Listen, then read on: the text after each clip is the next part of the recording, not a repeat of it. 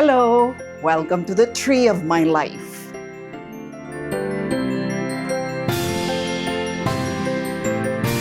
Tree of life. A long time ago, I decided hindi talaga bagay sa akin ang designer trees. Kasi gusto ko yung nakakatitig ako sa lahat ng mga nakasabit sa puno. Yung mga ornaments ba? Ayan. Box 1. See? Okay. Box 3. Ano mga siningit-singit pa naman.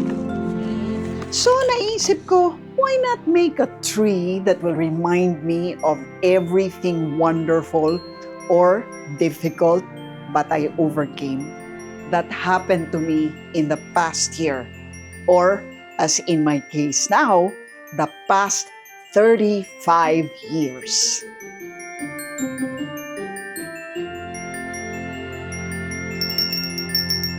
So yan, makikita nyo yung puno ko. Punong-puno ng mga sabit na nagpapaalala sa akin at nagpapanumbalik ng mga naganap sa buhay ko. Hindi lang ngayong taon, kundi yung mga nakaraang taon. At ngayon, isasabit na natin. There you go. Okay. Voila, the tree of my life.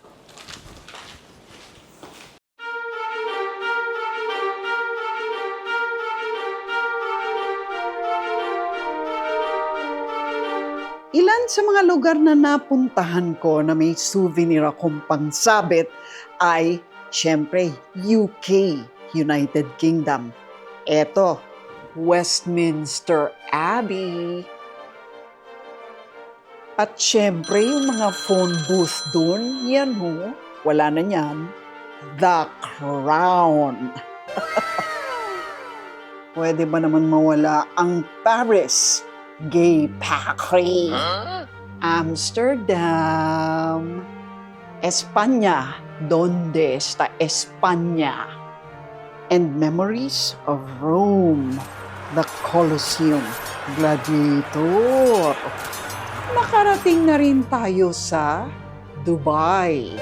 Yan, Burj Khalifa. Keychain yan, pero ginawa kong ornament. Sa totoo lang, pati yung mga keychain na yan, pinapatos ko yan. Ginagawa kong tree ornament. Very useful. Kasi yung mga iba, wala naman talagang tree ornaments eh. So you just have to be creative. Tumungo rin ako sa country down under, ang Australia. Pero hindi mga wine regions ang pinuntahan ko dyan. Ang pinuntahan ko dyan, minahan. Gumawa kami ng mga docu doon. Yan, gold shavings from an actual mine in Australia. Galing, no?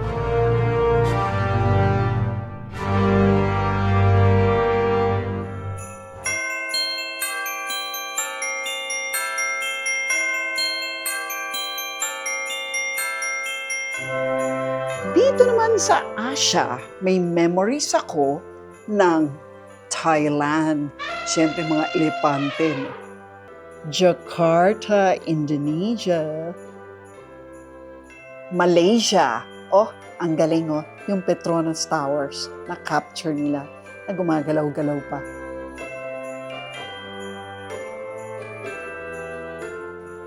Baskets from Laos, Taiwan. Mapa, di ba? Pero keychain din. Annyeonghaseyo, Korea. Siyempre, mawawala ba ang Japan? Favorite place ko yan, no? Happy place ka! Hello! Arigato!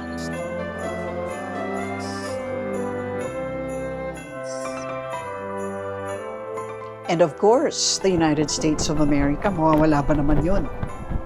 San Francisco, San Diego, syempre Hawaii, South Carolina, Las Vegas, syempre, and of course, the Yellow Cab of New York. You know?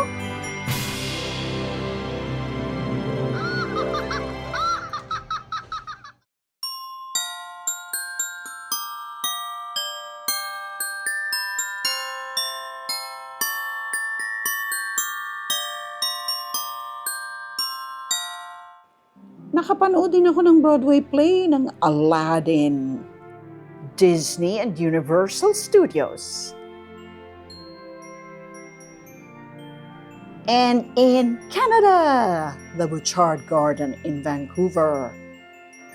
Pero ang pinaka-memorable sa akin, taon-taon, kailangan makita ko siya, hindi dapat mawala, ay itong Berlin Wall tree hanging. This is a piece of the Berlin Wall before it fell in 1989. Panahon niya ni Reagan and Gorbachev. Galing, oh! At special din sa akin ang Israel, the Holy Land. Ito, Jerusalem.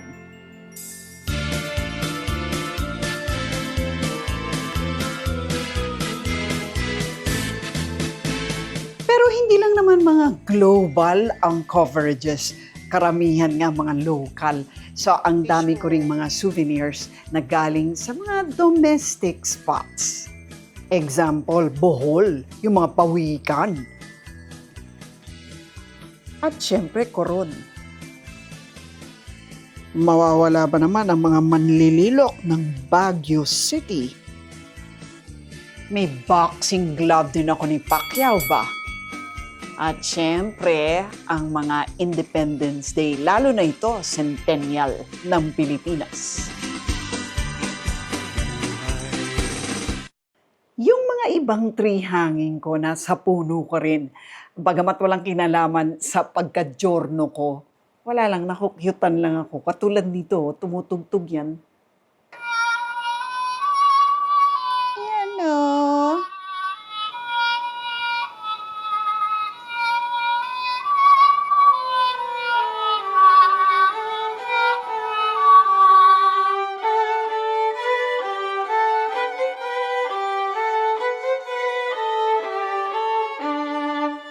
Cute din itong mga mini Christmas books. Totoong libro yan ha. Pop-up books. Look.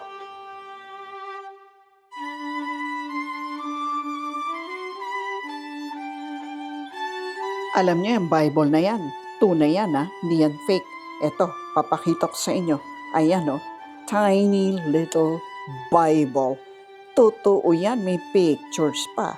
Tanyo naman. At fine.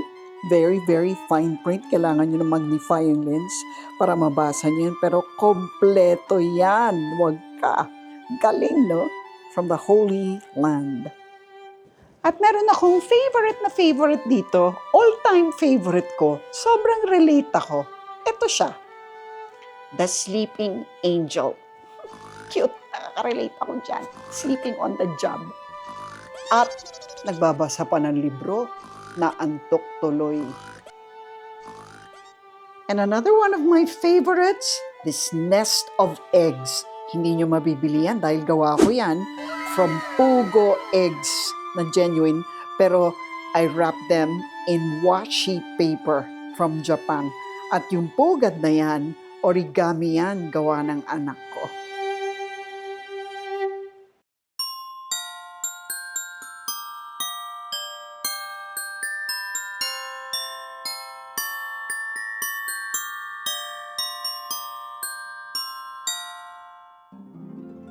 Sa dami ng mga ornaments, kita nyo naman hitik na hitik.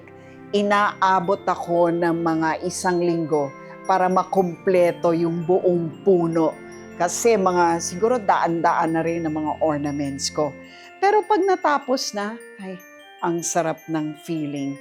At araw-araw na tinititigan ko sila, it reminds me of all the opportunities I've been given and all the blessings I have received.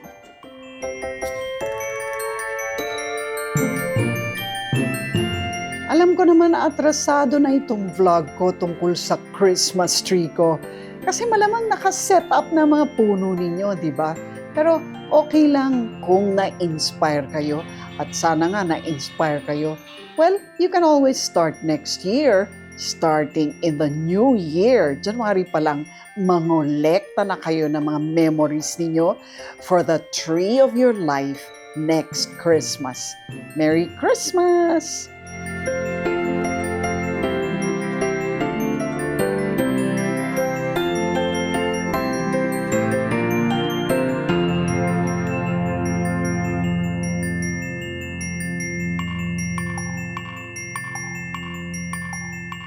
Forever in my heart. Ooh.